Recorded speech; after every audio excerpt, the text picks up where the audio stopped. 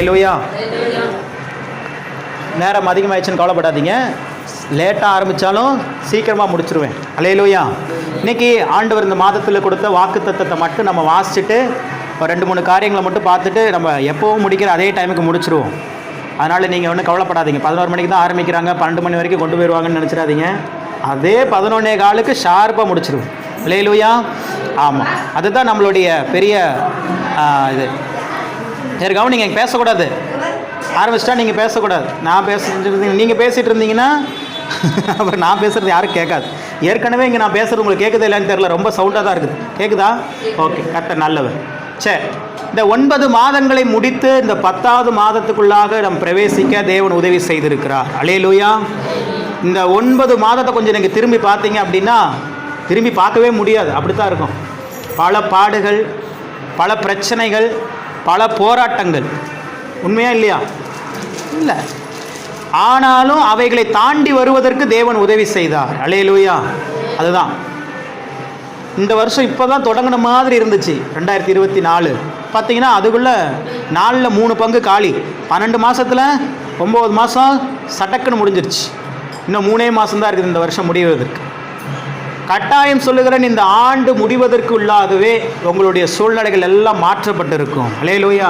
போன வருஷத்தில் இதே நாளில் சரசமாக நினச்சிருக்க மாட்டாங்க. அடுத்த வருஷம் இந்த நாளில் நம்ம வீடு ஓரளவு கட்டி முடிக்கப்பட்டிருக்கோன்னு நினச்சிருக்க மாட்டாங்க. ஏன்னா அவ்வளோ போராட்டம், அவ்வளோ பாடுகள், எங்கு பார்த்தாலும் எதிர்ப்புகள்.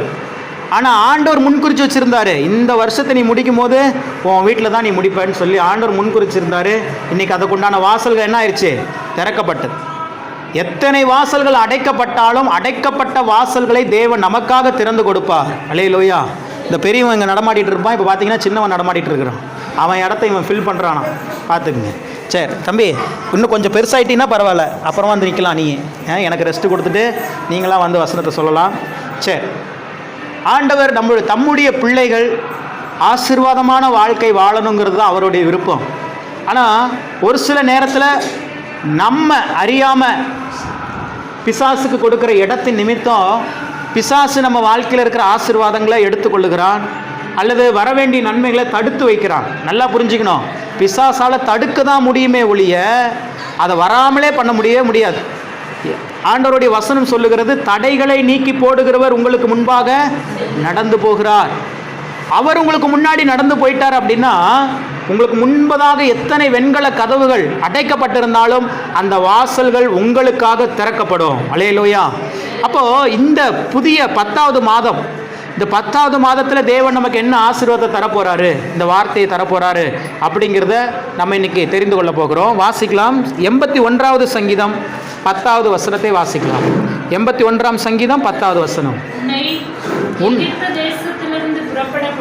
உன்னை எகிப்து தேசத்திலிருந்து புறப்பட பண்ணின உன் தேவனாகிய கர்த்தர் நானே. உன் வாயை விரிவாய் தர நான் அதை நிரப்புவேன். அல்லேலூயா. ஆண்டவர் இந்த மாதத்தில் உங்களுக்கு எப்படிப்பட்ட ஆசீர்வாதத்தை தரப்போகிறார், இந்த மாதம் உங்களுக்கு எப்படிப்பட்ட மாதமாக இருக்க போகிறது அப்படின்னா ஆண்டவருடைய ஆசீர்வாதங்களால் நிரப்பப்படுகிற ஒரு மாதமாக இந்த மாதம் இருக்க போகிறது. அல்லேலூயா. உங்கள் வாழ்க்கையில் இன்னும் என்னென்ன காரியங்களில் ஒரு நிறைவை நீங்கள் எதிர்பார்த்து கொண்டு இருக்கிறீங்க. இந்த ஆசீர்வாதங்கள் எனக்கு வந்துட்டால் நல்லா இருக்குமே, இந்த காரியத்தை நான் பெற்றுக்கொண்டால் நல்லா இருக்குமேன்னு சொல்லி, இந்த விஷயம் எனக்கு நடந்துருச்சுன்னா நான் மகிழ்ச்சியாக இருப்பேனேன்னு சொல்லி நீங்கள் என்னென்ன காரியங்களை எதிர்பார்த்து கொண்டு இருக்கிறீர்களோ அதை எல்லாவற்றையும் தேவன் உங்களுக்கு தந்து உங்களை நிரப்ப போகிறார். இந்த மாதம் நிரப்புகிற மாதம். அல்லேலூயா. சொல்லுங்கள், இந்த மாதம் நிரப்புகிற மாதம். யார் நிரப்ப போகிறா? அவர் நிரப்ப போகிறாரு. எதை வச்சு நிரப்ப போகிறாரு? நன்மைகளை வைத்து நிரப்ப போகிறார். எதை வச்சு? நன்மைகளை. நீங்கள் சொல்லலாம், பிரதர் என்ன பிரதர் வசனத்தில் அப்படி இல்லையே, உன் வாயை விரிவாய் தர அதை நான் நிரப்ப வேணும் தான் இருக்குது, எப்படி நீங்கள் நன்மைன்னு சொல்கிறீங்கன்னா அதுக்கு வேறு வசனம் இருக்குது. இதனுடைய கண்டினியூஷன் வசனம் சொல்லுகிறது. ஒரு வசனத்துக்கு இன்னொரு வசனம் ஜோடி இல்லாது இராது. அந்த வசனத்தை வாசிங்க. 107ஆம் சங்கீதம் 8வது வசனம். அவர் எதை கொண்டு நம்மை நிரப்ப போகிறார்? 107ஆம் சங்கீதம் 8வது வசனத்தை வாசிங்க. தவணமுள்ள ஆத்துமாவை கர்த்தர் திருப்தியாக்கி பசியுள்ள ஆத்துமாவை நன்மையினால் நிரப்புகிறார். எதனால் நிரப்புகிறாரா? நன்மையினால் நிரப்புகிறார். இந்த மாதத்தில் ஆண்டவர் உங்கள் வாழ்க்கையை நிரப்புவார். உங்களுடைய பேங்க் அக்கௌண்ட்டை நிரப்புவார். உங்களுடைய எல்லா சூழ்நிலைகளையும் மாற்றி அவர் நிரப்ப வேண்டும் என்று சொல்லி நீங்கள் வாஞ்சியோடு விருப்பத்தோடு இருக்கிறீங்களோ இல்லையோ, அவர் ரொம்ப விருப்பத்தோடு வாஞ்சியோடு இருந்து கொண்டு இருக்கிறார். உங்கள் வாழ்க்கையில் என்னென்ன குறைவுகள்லாம் காணப்படுகிறதோ அந்த குறைவுகள் எல்லாவற்றையும் நீக்கி உங்களை நிரப்ப வேண்டும் என்று விரும்புகிறார். நீங்கள் நல்லா கவனிக்கணும். 10ங்கிறது பார்த்தீங்க அப்படின்னா எப்போவுமே ஒரு ஃபுல்ஃபில்மெண்ட்டை குறிக்கும். 1 2 3 எது வரைக்கும் ஃபஸ்ட்டு சொல்லுவாங்க? 10 வரைக்கும். 1லேருந்து 10 வரைக்கும் சொல்லு பார்ப்போம் அப்படின்னு சொல்லுவாங்க. இப்போ ஜாக்கின் இருந்தாலும் சொன்னால் அவன் சொல்லிடுவான். 10 என்பது ஒரு முழுமையை குறிக்கிறது. வேதாகமும் சொல்லுகிறது. என்னன்னு பார்த்தீங்கன்னா, எகிப்து தேசத்தில் எத்தனை வாதைகள் வந்துச்சு? 10 வாதைகள் முடிஞ்சிச்சுன்னா அடுத்து என்ன நடக்கணும்? 11 வரணுமா? சோனியா கை தட்டுங்க பார்ப்போம். அதுதான் பாயிண்ட், அதான் உண்மை. 10 முடிஞ்சிருச்சுன்னா அங்கிருந்து என்ன ஆகணும்? வெளியேறணும். நான் இப்போ சொல்கிறேன், இந்த 10வது மாதம் முடியறதுக்குள்ள உங்களுடைய பிரச்சனையிலிருந்து நீங்கள் வெளியேறிடுவீங்க. அல்லேலூயா. எகிப்து தேசம் என்கிற அந்த அடிமைத்தனத்திலிருந்து, என்னென்ன அடிமைத்தனம் உங்கள் வாழ்க்கையில் இருக்குது? கடன் என்பது ஒரு அடிமைத்தனம்.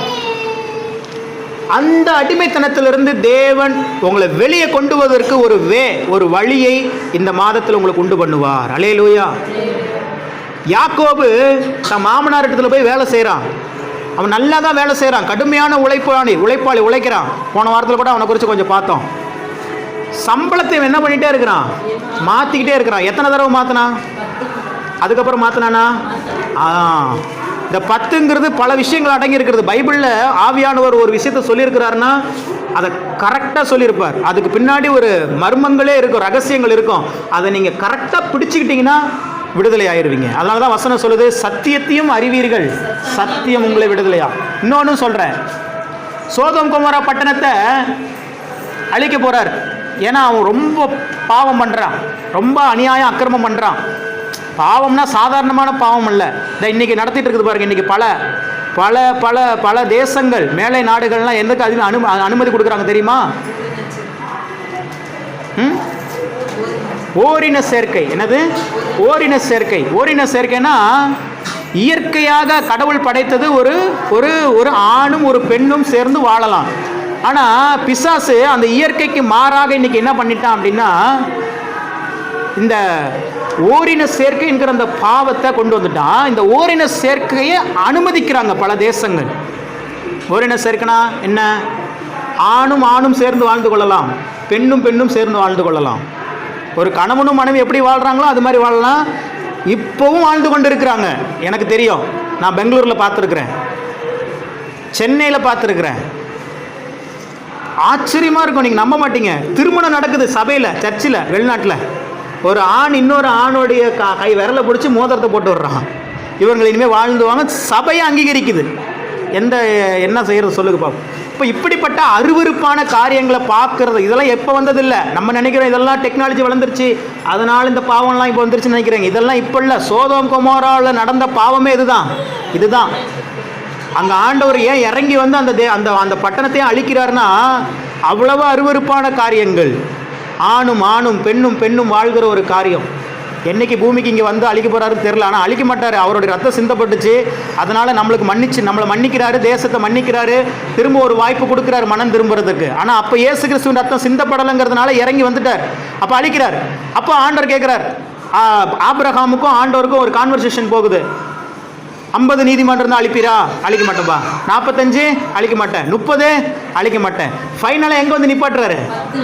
10 நீதிமான். ஏன்னா அந்த 10ங்கிறது என்னது? ஒரு ஃபுல்ஃபில்மெண்ட். அதுக்கப்புறம் இல்லை. நான் சொல்கிறேன், இந்த 10 மாதத்துக்கு அப்புறம் உங்கள் வாழ்க்கையில் பிரச்சனைகள் இல்லை, உங்கள் வாழ்க்கையில் கடன்கள் இல்லை, உங்கள் வாழ்க்கையில் நெருக்கங்கள் இல்லை அப்படின்னு நீங்கள் விசுவாசிச்சிங்கன்னா ஆண்டவர் சொல்லுவார், நீ விசுவாசித்தபடியே உனக்கு ஆக கடவுள். நான் அதெல்லாம் எப்படி பிரதர் மாறும்? 10 மாதத்தில் மாறாது, இந்த 9 மாதத்தில் மாறாதது, இந்த 1 மாதத்தில் மாறிடுமா? அதெல்லாம் மாறாது பிரதர், அதெல்லாம் அப்படி தான் இருக்கும்னு நீங்கள் விசுவாசிச்சிட்டிங்கன்னா அதுக்கும் ஆண்டவருடைய பதில் என்ன தான் வரும்? நீ விசுவாசித்தபடியே உனக்கு ஆக கடவுள். அவ்வளோதான். நீ என்ன நம்புறியோ அது உனக்கு நடக்கும். நீ என்ன யோசிக்கிறியோ, உன்னை குறித்து நீ என்ன யோசிக்கிறியோ அது உனக்கு நடக்கும். உன்னை குறித்து, உன் குடும்பத்தை குறித்து, உன் பிள்ளைகளை குறித்து நீ நல்ல எண்ணங்களோடு நல்ல காரியங்களை யோசித்தால் அது நடக்கும். தீமையான காரியங்களை யோசிச்சிங்கன்னா அதுவும் நடக்க தான் செய்யும். ஆனால் ஆண்டவர் சொல்லுகிறார், அப்படிலாம் நீங்கள் எதுவும் திங்க் பண்ணிடக்கூடாதுங்கிறதுக்காக தான் ஆண்டவர் சொல்கிறாரு. இந்த 10ங்கிறது ஒரு ஃபுல்ஃபில்மெண்ட். நீங்கள் கண்டிப்பாக பாருங்கள், இந்த மாதத்தில் ஏதாவது ஒரு வாசல் உங்களுக்கு திறக்கப்படும். ஆனால் அந்த வாசலுக்குள்ளே நீங்கள் பிரவேசிக்கணும். ஆண்டவர் வந்து ஒரு வழியை ஏற்படுத்தி கொடுக்குறாருன்னா அது நீங்கள் என்ன பண்ணிக்கணும், ஒரு ஐடியாஸை கொடுக்குறாருன்னா என்ன பண்ணிக்கணும், பிடிச்சிக்கணும், அதை செயல்படுத்தணும். அப்போ தான் அதனுடைய வாசல் என்ன பண்ண முடியும், போக முடியும். கட்டாயம் சொல்கிறேன், நான் விசுவாசிக்கிறேன், இந்த மாதத்தில் ஒரு வாசல் உங்களுக்கு திறக்கப்படும். அந்த வாசல் உங்களுடைய இத்தனை ஆண்டுகால பிரச்சனைகளை மாற்றக்கூடிய வாசலாக அமையும். அல்லேலூயா. எதிர்பாராத நன்மைகள், அதான் அவர் சொல்கிறாரு, நிரப்புகிறவர். அவருக்கு பேர் என்ன தெரியுமா, எல்லாவற்றையும் எல்லாவற்றாலும் நிரப்புகிறவர். வாசிங்க, எபேசியர் 1ஆம் அதிகாரம் 23வது வசனத்தை வாசிங்களேன். எபேசியர் 1:23. எல்லாவற்றையும் எல்லாவற்றாலும் நிரப்புகிறவருடைய நிறைவாகிய சரீரமான சபைக்கு தலையாக தந்தருளினார். அல்லேலூயா. அவருக்கு பேர் என்னன்னு கேட்டீங்கன்னா, எல்லாவற்றையும் எல்லாவற்றாலும் நிரப்புகிறவர். நீங்க இந்த மாசம் ஃபுல்லா சொல்லிட்டு இருக்கிற ஒரே ஒரு வார்த்தை தான். நல்லா கவனிங்க, உங்களுக்கு ரொம்ப முக்கியமான ஒரு ஜெபத்தை கற்று தர போறேன். இந்த ஜெபத்தை மட்டும்தான் இந்த மாசத்தை நீங்க செய்யணும், வேற எந்த ஜெபமும் செய்யவே வேண்டாம். சொல்லி தட்டுவா, புரிஞ்சுக்குவீங்களா? சொன்னா மனப்பாடம் பண்ணிடுவீங்களா? சொல்லிடுவீங்களா? ஒப்பிச்சிருவீங்களா? ராணியக்கா சொல்லிடுவீங்களா? சொல்லுங்க. ஆண்டவரே என்னை நிரப்பும். ஆண்டவரே என்னை நிரப்பும். எவ்வளோ ஈஸியாக சொல்லிக் கொடுக்குறோம் பார்த்தீங்களா? என்னையெல்லாம் வாத்தியார் வேலைக்கு ஆள் எடுக்காம விட்டாங்க. எடுத்துருந்தாங்கன்னா பிள்ளைங்க நல்லா வந்திருப்பாங்க. ஆனால் அதுவும் எனக்கு ஆசை இருந்துச்சு. என்னுடைய நீங்கள் எல்லாம் சின்ன பிள்ளைங்கள்லாம் கேட்டிங்கன்னா சொல்லுவாங்க பார்த்தீங்களா, நீ பெருசாக என்ன ஆக போகிற அப்படின்னு கேட்பாங்களே. அப்படிலாம் என்னை ஸ்கூலில் கேட்ட ஞாபகம்லாம் எனக்கு உண்டு. நான் 5வது படிக்கும் போதெல்லாம் என்னை கேட்டாங்க. அப்போ என் கூட உட்காந்துருக்கிறவங்களாம், ஒருத்தன் டாக்டர் ஆகணுன்னா, ஒருத்தன் இன்ஜினியர் ஆகணுன்னா, ஒருத்தன் போலீஸ் ஆகணுன்னா, ஒருத்தன் வக்கீல் ஆகணுன்னா. ஆனால் நான் அப்போ கூட கையை தூக்கி என்ன தெரியுமா சொன்னேன், நான் வாத்தியார் ஆகணும் அப்படின்னு. அப்போ எங்கள் மிஸ்ஸுக்கு ஒரே சந்தோஷம். என்னது, ஒரே சந்தோஷம். பரவாயில்ல, இவங்க எல்லாம் டாக்டர் ஆகணும், இன்ஜினியர் ஆகணும் அப்படி இப்படிங்கிறான். அந்த மிஸ் பேர் கூட என்ன ஞாபகம் இருக்குது, அவங்க பேர் பத்மா மிஸ். அவங்களே இப்போ இருக்கிறாங்களான்னு தெரியல, இருப்பாங்க. நான் 5வது படிக்கும் போதுன்னா அப்போ பார்த்துங்க, 10 வயசில், இப்போ கிட்டத்தட்ட 20 வருஷம் ஆச்சு. அப்போ அவங்க சந்தோஷப்பட்டு எல்லாரும் சதாவுக்கு கை தட்டுங்க. அப்போ சதாசிவன் தானே என் பேர், இப்போவும் அதுதான், கை தட்டுங்கன்னாங்க. நீங்களும் கை தட்டுறீங்களா? ஸோ அவங்க கை தட்டினாங்க. கை தட்டிட்டு நீங்கள் எல்லாம் டாக்டர் ஆகணும், வக்கீல் ஆகணும், இன்ஜினியர் ஆகணும், போலீஸ் ஆகணும்லாம் சொன்னீங்க. இவன் பாருங்க வாத்தியார் ஆகணுங்கிறான். எவ்வளோ நல்ல பையன் பார்த்தீங்களா அப்படின்ட்டாங்க. அப்புறமா கை தட்டிட்டு உட்கார வச்சுட்டு அப்புறமா எல்லாம் இந்த இன்டர்வல் பெல் அடிச்சு போகும்போது என்னை கேட்டாங்க, எப்படா உனக்கு மட்டும் டாக்டர் ஆகணும், இன்ஜினியர் ஆகணும், அதெல்லாம் உனக்கு ஆசை வரல, எப்படி நீ வாத்தியார் ஆகணும்னு சொன்ன அப்படின்னு சொன்னாங்க. அப்போ நான் சொன்னேன், மிஸ் வாத்தியார் ஆனால் தானே எல்லாத்தையும் அடிக்க முடியும் அப்படின்னு சொன்னேன். எங்கள் மிஸ்ஸு பார்த்து முறைச்சாங்க, இதுக்காக வாடா நீ வாத்தியாருன்னு சொன்னேன், சரி போ அப்படின்னு சொல்லி அனுப்பிச்சுட்டாங்க. எனக்கு இப்போ டீச்சர் எல்லாத்தையும் அடிக்கிறாங்களே, நம்மளை யாரையும் அடிக்க விட மாட்டேங்கிறாங்க, டீச்சர் மட்டும் எல்லாத்தையும் போட்டு அடிக்கிறாங்களே அப்படின்னு சொல்லி அப்போ என்ன பண்ணோம், வாத்தியாரான என்ன பண்ணலாம், எல்லாத்தையும் போட்டு சாத்துன்னு சாத்தலாம் அப்படின்னு நான் நினச்சேன். அப்படி நினச்சி தான் வாத்தியார்னு நினச்சேன். அப்புறமேட்டு கொஞ்ச நாளாக எனக்குள்ளேயே அந்த கற்றுக் கொடுக்குற அந்த ஆசை தான் வந்துச்சு. உண்மையாகவே நான் வந்து என்னை யாராவது என் பேர் கீழே போட்டு, இப்போ 7வது 8வது படிக்கும் போது என்ன போடுவேன், என் சதாசிவன்னு போட்டு BA B.Ed MA M.Edன்னு போட்டு வச்சுட்ருப்பேன். அப்படின்னா என்னன்னு கூட எனக்கு தெரியாதான், நான் அப்போ போட்டுட்ருப்பேன். கடைசி வரைக்கும் அதை படிச்சிங்களா பிரதர்னு கேட்டிங்கன்னா படிக்கல. 12வது தாண்டினா தானே அதெல்லாம் படிக்க முடியும். அப்போ தான் 12வதே தாண்டலையே, அப்புறம் எப்படிங்க படிக்கிறது? ஆனால் பாருங்கள், தேவன் அதை நோக்கமாக வச்சுருக்கிறாரு.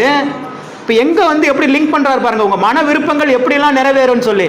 நான் ஒரு ஸ்கூலுக்கு வாத்தியார் ஆகணும்னா கம்பல்சரி B.Ed படிச்சிருக்கணும். அட்லீஸ்ட் முன்ன DT.Edன்னு ஒரு ஆப்ஷன் இருந்துச்சு, டிப்ளமோ இன் டீச்சர் எஜுகேஷன் சொல்லி. அதுவாது படிச்சிருக்கணும். நான் அதெல்லாம் ஒன்றுமே படிக்கல. 12வது அரியர், அதுக்கப்புறம் ஒரு டிப்ளமோ கோர்ஸ் படித்த ஃபயர் அண்ட் சேஃப்டி, அதோட முடிச்சுக்கிட்டேன், அவ்வளோதான். அதுக்கு மேலே படிக்க விருப்பமும் இல்லை, அப்படியே நிப்பாட்டியாச்சு. இப்போ என்ன நடக்குது, ஊழியத்துக்கு அழைக்கப்படுகிறேன், ஊழியத்துக்கு வருகிறேன்.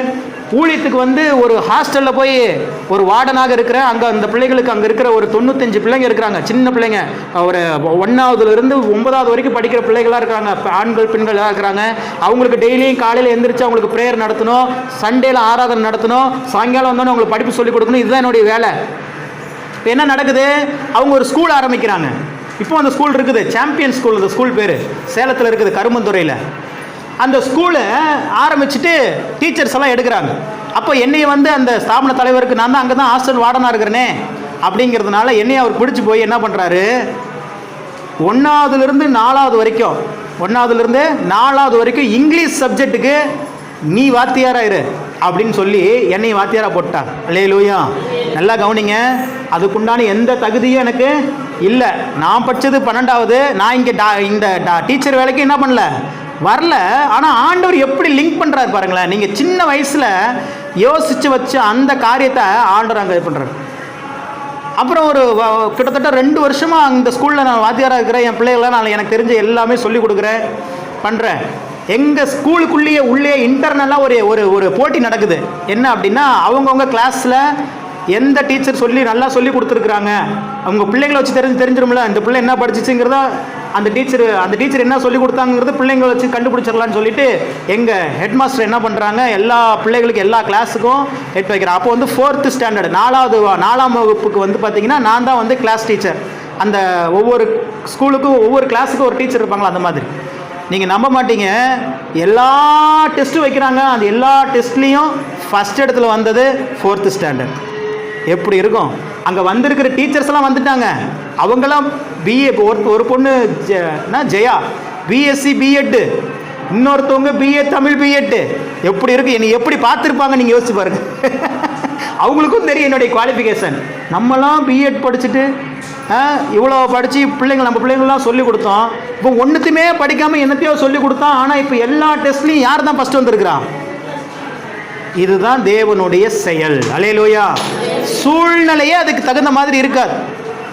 நானே என்ன பண்ணுவேன்னு நினைக்கிறீங்க, வந்தாங்கன்னா எனக்கு தெரிஞ்ச வரைக்கும் சொல்லி கொடுத்துட்டு படுத்து தூங்குங்கடான்னு சொல்லிடுவேன். நானும் தூங்க ஆரம்பிச்சிருவேன். ஏன்னா எனக்கு காலையில் 5 மணிலேருந்து டியூட்டி.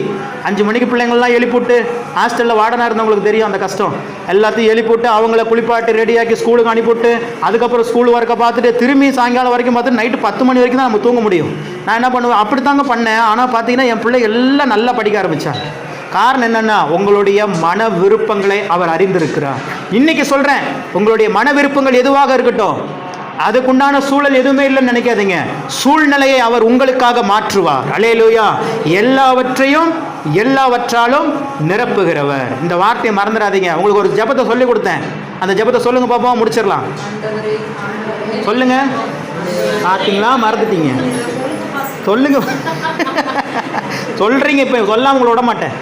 நீங்கள் இந்த மாதத்தில் நிரப்பப்படணும். உங்கள் சரீரத்தில் வியாதி இருக்கக்கூடாது, பலவீனம் இருக்கக்கூடாது, உங்கள் அக்கௌண்ட்டில் பைசா நிரம்பி இருக்கணும், உங்கள் வீட்டில் அரிசி பருப்புகள் நிரம்பி இருக்கணும், எண்ணெய் தக்காளி எந்த 1000 ரூபா 1 கிலோக்கு விற்றாலும் உங்கள் வீட்டில் 10 கிலோ ஸ்டாக் இருந்துகிட்டே இருக்கணும். அல்லேலூயா. அதுதாங்க ஆசீர்வாதம். தேசம் முழுவதும் பஞ்சம், ஆனால் ஒரே ஒருத்தினுடைய வீட்டில் மட்டும் எண்ணெயும் குறையில, மாவும் குறையவே இல்லை, எடுக்க வந்துக்கிட்டே இருக்குது. இன்றைக்கி சொல்கிறேன், உங்கள் வீட்டில் நீங்கள் எடுக்க வந்துக்கிட்டே இருக்கும். நீங்கள் பணம் எடுத்து செலவு பண்ண நீங்கள் அந்த பணம் அப்படியே உங்கள் வாழ்க்கையில் பெருகிட்டே இருக்கும். நீங்கள் எடுத்து செய்கிற எல்லாம் அதுதாங்க நிரப்புதல். ஏன் இதெல்லாம் சொல்கிறேன்னா, அதுதான் ஆண்டவருடைய நிரப்புதல். இன்றைக்கி ஆண்டவர் உங்களை நிரப்ப ஆரம்பிச்சிட்டார். நீங்கள் கேட்க வேண்டியதெல்லாம், ஆண்டவரே என்ன நிரப்பும் சொல்லுங்க. சொல்லிக்கிட்டே இருங்க, சொல்லிக்கிட்டே இருங்க, சொல்லுங்க. அவ்வளோதான். கட்டாயம் சொல்லுகிறேன், உங்கள் வாழ்க்கை நிரம்பி வழிகிற பாத்திரமாய் மாறும். நேரம் அதிகமாச்சு, அதனால் நான் இதை எக்ஸ்ட்ரா சொல்லலை. அடுத்த வாரம் நம்ம தொடர்ந்து இதை கண்டினியூ பண்ணுவோம். இந்த ஒரு வார்த்தை மட்டும் சொல்லுங்கள். முடிஞ்சால் ஆவியானவரேன்னு சொல்லுங்கள், இன்னும் பவர்ஃபுல்லாக இருக்கும். ஆவியானவரே என்னை நிரப்பும்னு சொல்லுங்கள்.